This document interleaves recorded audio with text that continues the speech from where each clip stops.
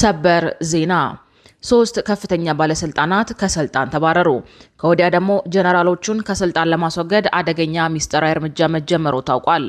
ከአደባባይ የጠፉት ጠቅላይ ሚኒስትር አብይ አህመድ ከባባድ እርምጃዎችን እየወሰዱ ነው። ጤና ይስጥልኝ፣ ይህ አዲስ ፖስት ሚዲያ ነው። የነሐሴ 22 2018 ጥብቅና ሰበር መረጃዎችን አጠናክረን መተናል። ዋና ዋናዎቹን በማስቀደም እንጀምር። ሶስት ከፍተኛ ባለስልጣናት ከስልጣን ተሰናበቱ። ባለስልጣናቱ ከባድ የሙስና ቅሌት እጅ ከፍንጅ በማስረጃ መያዛቸው ታውቋል። እነዚህ ባለስልጣናት ላይ እንዲህ ያለው እርምጃ የተወሰደው ከጠቅላይ ሚኒስትሩ ቢሮ በተሰጠ ትዕዛዝ መሆኑ ተሰምቷል። የባለስልጣናቱ ማንነትና ዝርዝር መረጃ በስፋት እናስደምጣችኋለን። ጀነራሎቹ ላይ እርምጃ ሊወሰድ ነው። የህወሓት ጀነራሎች ሽኩቻ ውስጥ መግባታቸው ታውቋል። ደብረጽዮን ጥቂት ጀነራሎችን ከጀርባቸው አሰልፈው ጀነራል ምግበይንና ጀነራል ፍስሐ ማንጁስን ለማስወገድ እየተንቀሳቀሱ መሆኑን ከውስጥ ምንጮች የተገኘው መረጃ አጋልጧል። ከወራት በፊት በይፋ የተመሰረተው ሴንትራል ኮማንድ ትይዩ የሆነ ውስጣዊ ቡድን መደራጀቱ ተደርሶበታል። በተጨማሪም ወልቃይትን በተመለከተ ሻዕቢያ ለህወሓት ተስፋ አስቆራጭ ትዕዛዝ ሰጥቷል። ከምንጮች የተገኘውን መረጃ በዝርዝር እናስደምጣችኋለን። ጀነራል አልቡርሃን ኢትዮጵያ ላይ አደገኛ ካርድ መዘዙ። የጦር ሜዳን ሽንፈት ለመሸፈን ኢትዮጵያን የጦር ዶሮ ለማድረግ እየተንቀሳቀሱ ነው። ካለፈው እሁድ አንስቶ የሱዳን ጦር ከኢትዮጵያ የተነሱ ስትራቴጂክ ድሮኖችን መትቼ ጣልኩኝ እያለ ነው። ከዚህ ክስ በስተጀርባ አልቡርሃን ኢትዮጵያ ላይ አደገኛ ሴራ መውጣታቸው ታውቋል። ከአልቡርሃን የሴራ ክር ጀርባ ያሉ ሀቆችን እንነግራችኋለን። የተወደዳችሁ የቻናላችን ቤተሰቦች እነዚህንና ሌሎች መረጃዎችን አጠናክረናል። ቪዲዮን ላይክ አድርጋችሁ በመጀመሪያ አብራችሁ እንድትቆዩ ግብዣችን ነው። አሁን ወደ ዝርዝሩ እናመራለን። ጀነራል አልቡርሃን ኢትዮጵያ ላይ አደገኛ ካርድ መዘዙ። የጦር ሜዳውን ሽንፈት ለመሸፈን ኢትዮጵያን የጦር ዶሮ ለማድረግ እየተንቀሳቀሱ ነው። ካለፈው እሁድ አንስቶ የሱዳን ጦር ከኢትዮጵያ የተነሱ ስትራቴጂክ ድሮኖችን መትቼ ጣልኩ እያለ ነው። ከዚህ ክስ ጀርባ አልቡርሃን ኢትዮጵያ ላይ አደገኛ ሴራ መወጣታቸው ታውቋል። ሱዳን ከኢትዮጵያ ግዛት የተነሱ ስልታዊ ድሮኖችን መትቼ ጣልኩ ስትል የምታቀርበው ተደጋጋሚ ክስ በኢትዮጵያ ላይ ቀጥተኛ የፖለቲካ የዲፕሎማሲና የደህንነት ተጽዕኖዎችን ለማሳደር ያለመ ነው። ኢትዮጵያ ክሱን መሰረተ ቢስ ብላ ብታጣጥለውም የሱዳን መንግስት ሳፍ ይህንን አጀንዳ በመግፋት ሊያሳካቸው ያቀዳቸው ዋና ዋና ግቦች እንዳሉት ተንታኞች ያነሳሉ።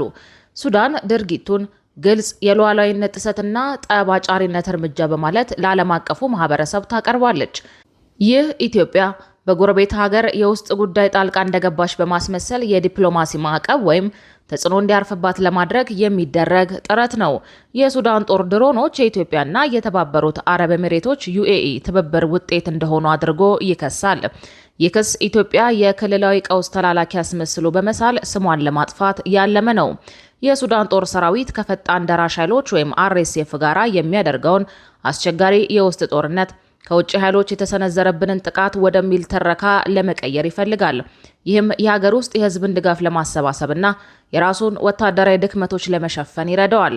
ከታላቁ የኢትዮጵያ ህዳሴ ግድብ እና ከቀይ ባህር ፖለቲካ ጋር ተያይዞ በኢትዮጵያና በግብጽ መካከል ጥረት እያለ ሱዳን ይህንን ክስ ማቅረቧ ግብጽ በሱዳን በኩል ወታደራዊና የደህንነት መረቧን እንድታሰፋ ህጋዊ ሰበብ ይሰጣታል። ሱዳን ሉዓላዊነቴን በሁሉም መንገድ እከላከላለሁ ማለቷ ወደፊት በኢትዮጵያ ድንበር አካባቢ ለምትወስደው ወታደራዊ እርምጃ ወይም ለምታደርገው የኃይል ዝግጅት ቅድመ ማስገንዘቢያ የመስጠት ስልት ነው። በቀጣይ የህወሓት ጀነራሎች ሽኩቻ ውስጥ መግባታቸው ታወቀ። ደብረጽዮን ጥቂት ጀነራሎችን ከጀርባቸው አሰልፈው ጀነራል ምግበይንና ጀነራል ፍስሐ ማንጁስን ለማስወገድ እየተንቀሳቀሱ መሆኑን ከውስጥ ምንጮች የተገኘው መረጃ አጋልጧል። ከወራት በፊት በይፋ ከተመሰረተው ሴንትራል ኮማንድ ትይዩ የሆነ ውስጣዊ ቡድን በመደራጀቱ ተደርሶበታል። በተጨማሪም ወልቃይትን በተመለከተ ሻዕቢያ ለህወሓት ተስፋ አስቆራጭ ትዕዛዝ ሰጥቷል። ባህላዊ ጀነራሎቹ እንኳን ከሌሎቹ ሊጣመሩ ቀርቶ እርስ በርስ እንኳን መግባባት አቅቷቸዋል። የሸረሪና ቡጢ ቋንቋቸውን አደበላልቆታል። ባቢሎን በሳሎን በመቀሌ ፕላኔት ሆቴል ተከስቷል። ከወራት በፊት ቡድኑ ያወጣው አፋኝ አዋጅ ከሻዕቢያ ጋር የመሰረተው ትብብር እንዲሁም የሸረሪናው ጥቃት የቡድኑን ጀነራሎች እንዲሰነጣጠቁ አድርጓቸዋል። የህወሓት ከፍተኛ ወታደራዊና ፖለቲካ አመራሮችን የውስጥ ሽኩቻ የተመለከተ ጥብቅ መረጃ ከውስጥ ምንጮች ተገኝቷል። ፍርሃት፣ የውስጥ እምነት መሸርሸር እንዲሁ የትግራይ ወታደራዊ አመራር አዳዲስ በሚስጥር እየተዋቀረ መሆኑን በህወሓት ቤት ለተፈጠረው ውጥረት ምክንያት ሆኗል። ዩኤምዲ ሚዲያ ከትግራይ ከፍተኛ የፖለቲካና ወታደራዊ ምንጮች ባገኘው መረጃ በትግራይ የፖለቲካና የወታደራዊ አመራር ውስጥ እየጨመረ የመጣው የእርስ በርስ እምነት ማጣት መኖሩን ያመለክታል። ይህም በቅርብ ጊዜ በጦር ሜዳ የደረሱ ሽንፈቶች፣ ከኤርትራ ጋር ስላለው ግንኙነት የተነሱ አለመግባባቶች መፈጠራቸው ተዘግቧል። በተጨማሪም በሚስጥር እየተካሄደ ያለ የወታደራዊ የትዕዛዝ ሰንሰለት መዋቅር ለውጥ መኖሩ ተጠቁሟል። ይህ የወታደራዊ ትዕዛዝ ሰንሰለት ለውጥ ጀነራል ፍስሐ ማንጁስ፣ ጀነራል ጆን መዲድና ጀነራል ምግበ ኃይለን የማስወገድ ዓላማ ያለው ነው። በተመሳሳይ ጊዜ ለዩኤምዲ ሚዲያ መረጃ የሰጠ ከፍተኛ የስልጣን ቦታ ላይ የሚገኝ አንድ ባለስልጣን በውስጥ የሚደረግ ጠቃሚ ክርክር በእጅጉ የቀነሰበት ሁኔታ መፈጠሩን ገልጿል። በተለይም በፈረንጆቹ በሰኔ 1 2026 በትግራይ ክልል ምክር ቤት በዝግ ስብሰባ የጸደቀው አዋጅ ቁጥር 366 ህዝባር 2018 ከተላለፈ በኋላ ይህ ሁኔታ የበለጠ እንደተባባሰ ተናግሯል። ከጥቂት የውስጥ አመራር አባላት ውጪ ያሉ ባለስልጣናት የበላይ አመራሩን አቋም በመቃወም ከሃዲ ወይም ለጠላት የሚሰራ ተብሎ እንዲከሰሱ ሊያደርጋቸው እንደሚችል ወይም በጦርነት ወቅት ትግራይን እያዳከሙ ነው ተብሎ ሊወነጀሉ እንደሚችሉ በመስጋት እንደሚፈሩ ገልጿል። በዚህ ምክንያት ባለስልጣኑ እንደገለጸው ከፍተኛ የፖለቲካና የወታደራዊ ሰዎችን ጨምሮ በሰፊው የራስን አስተያየት መግታት ወይም ሰልፍ ሴንሰርሺፕ ተስፋፍቷል። በቅርቡ በትግራይ ኃይሎችና በኢትዮጵያ ፌዴራል ኃይሎች መካከል በሸረሪን አካባቢ የተካሄደው ውጊያ ለቅርብ ጊዜያት የተፈጠረው ውጥረት ዋነኛ መነሻ እንደሆነ ተገልጿል። አንድ ከፍተኛ ወታደራዊ ምንጭ እንደገለጸው በውጊያው የጦር መሳሪያና ለብዙ ዓመታት የተከማቹ ወታደራዊ መሳሪያዎች፣ በርካታ ተሽከርካሪዎች ወድመዋል። አንዳንድ ተዋጊዎች ተማርከዋል፣ ሌሎችም ተገድለዋል። ምንጩ እንደሚሉት ከተገደሉት አንዳንዶቹ አስክሬናቸው ወንዝ ውስጥ ተገኝቷል። ይህ ክስተት በምዕራባዊ ግንባር አዛዥ በሆኑት ጀነራል ምግበይ ኃይልና የ13ኛ ጦር አዛዥ በሆኑት ኮሎኔል ጸጋ ተካ ወይም ጸጋይ ማርክስ መካከል ከባድ አለመግባባት እንደተፈጠረ ተነግሯል። በውስጥ በኩል እየተነሱ ካሉት ጥያቄዎች መካከል አርሚ 7 ለምን እርዳታ አልሰጠም የሚለው ይገኝበታል። በተጨማሪም የፌዴራል ኃይሎች በተወሰነው ቦታ ላይ ጥቃት ለመፈጸም እየተዘጋጁ መሆናቸውን የሚያስጠነቅቅ የስለላ መረጃ ከቀናት በፊት ደርሶ እያለ ለምን እርምጃ አልተወሰደም የሚለው ጥያቄ ተነስቷል። አንድ ኮሚቴ ጉዳዩን ለመመርመርና በድርጅቱ የተለመደውን የትችትና የራስ ትችት ማለትም ክሪቲሲዝም ኤንድ ሰልፍ ክሪቲሲዝም ሂደት ለመጀመር መላኩ ተነግሯል። ነገር ግን ይህ ውዝግብ ከዚህ የውጊያ ክስተት በላይ ይዘልቃል። ይኸውም ውስጣዊ ወታደራዊ ሰንሰለት እስከ መዘርጋት የደረሰ እንቅስቃሴ አለ። የዩኤምዲ ሚዲያ ምንጮች እንደሚገልጹት ከ2 ሳምንታት ገደማ በፊት በመቀለ የተወሰኑ ውሳኔዎች የተመረጡ የጦር አዛዦችን የግንባር ምክትል አዛዦች ወይም ዴፒቲ ፍሮንት ኮማንደርስ በሚል ሹመት ማስቀመጥ ጀምረዋል። ምንጮቹ እንደጠቀሷቸው አዛዦች ሜጀር ጀነራል አብርሃ ተስፋይ በቅጽል ስሙ ድንኩል የአርሚ 7 አዛዥ፣ ብርጋዴር ጀነራል ፍስሐ በየነ በቅጽል ስሙ ወርቂ አይኑ የ33ኛ አርሚ አዛዥ፣ ጀነራል ወልደ ጊዮርጊስ ተክላይ በቅጽል ስሙ ሸሪፎ የ42ኛ አርሚ አዛዥ እና ጀነራል ዘነበ ክፍሌ የ31ኛ ጦር አዛዥ። ምንጮቹ እንደሚሉት እነዚህ ሹመቶች በተለይ አስፈላጊ የሚሆኑት የግንባር ምክትል አዛዥ የሚለው የስልጣን ቦታ በአሁን መልኩ ከመጀመሩ በፊት በተመሰረተው የትዕዛዝ መዋቅር ውስጥ ያልነበረ በመሆኑ ነው። ስለዚህም ይህንን ሹመት በወታደራዊ ተዋረድ ውስጥ እንደ መደበኛ ተጨማሪ የስልጣን ደረጃ ብቻ ማየት እንደማይቻል ይገልጻሉ። ምንጮቹ የሰጡት ግምገማ እነዚህ አዛዦች ለጊዜው እንደ ጊዜያዊ የስልጣን አወቃቀር ወደ የግንባር አመራር እየገቡ መሆናቸውን፣ በቀጣይም አሁን ያሉትን አዛዦች በቀስታ የመተካት እድል እንዳለ ያመለክታል። ለዩኤምዲ ሚዲያ በተገለጸው የስልጣን አወቃቀር መሰረት ወርቄ አይኑ፣ ድንኩልና ምናልባትም የ7ኛ ጦር አዛዥ ጀነራል ሙዜ መኮንን እንዲሁም የ60ኛ ጦር አዛዥ ጀነራል ህንፃ ወልደ ጊዮርጊስ በአሁኑ ወቅት በምግበይ እየተመራ ባለው የትዕዛዝ መዋቅር ዙሪያ እየተቀመጡ ነው። ሸሪፎ ደግሞ የደቡብ አዛዥ የሆኑትን ዮሐንስ ወልደ ጊዮርጊስ በቅጽል ስሙ ጆን መዲድ ለመተካት ወይም እንደ ተቃራኒ የስልጣን ሚዛን እንዲሆን እየተቀመጠ መሆኑ ተነግሯል። በተመሳሳይም ዘነበ ክፍሌ በሰሜን ምስራቅ አዛዥ ሜጀር ጀነራል ማሾ በየነ ዙሪያ እንዲቀመጥ እየተደረገ መሆኑም ተገልጿል። ጀነራል ፍስሐ ኪዳኑና ጀነራል ኃይለ ሥላሴ ግርማይ። በበርካታ ምንጮች መሰረት የዚህ የአመራር መዋቅር ለውጥ ዋነኛ ኢላማ የጀነራል ፍስሐ ኪዳኑ ወይም በቅጽል ስሙ ፍስሐ ማንጁስ ስልጣን ነው። ጀነራል ፍስሐ ኪዳኑ የትግራይ መከላከያ ኃይሎች አዛዥ ሲሆኑ ቀደም ሲል በትግራይ ጊዜያዊ ክልላዊ መንግስት ፕሬዝዳንት ሆነው ያገለገሉትን ታደሰ ወረደን ተክተዋል።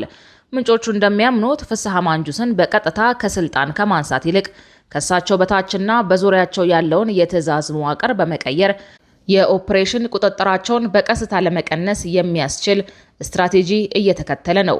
ይህ ግምገማ ትላንት በተካሄደው የትግራይ ካቢኔ ስብሰባ የወታደራዊ ትዕዛዝ መዋቅሩን የሚወስን ደንብ ካጸደቀ በኋላ የበለጠ አስፈላጊ ሆኗል። ውይይቱን ከሚያውቁ ምንጮች እንደተገለጸው ደንቡ በኦፕሬሽን በጸጥታና በሎጂስቲክ ላይ ባሉ ዋና ኃላፊነቶች በምክትል አዛዡ ጀነራል ኃይለ ሥላሴ ግርማይ ወይም በቅጽል ስሙ ወዲ እምበይጠይ ስር ይደረጋል። ይህም የእሳቸውን ተግባራዊ ስልጣን በእጅጉ ያጠናክረዋል። እነዚህ ኃላፊነቶች ወታደራዊ ስልጣን የሚተገበረባቸው ዋና መሳሪያዎች መሆናቸውን ምንጮች ያስረዳሉ።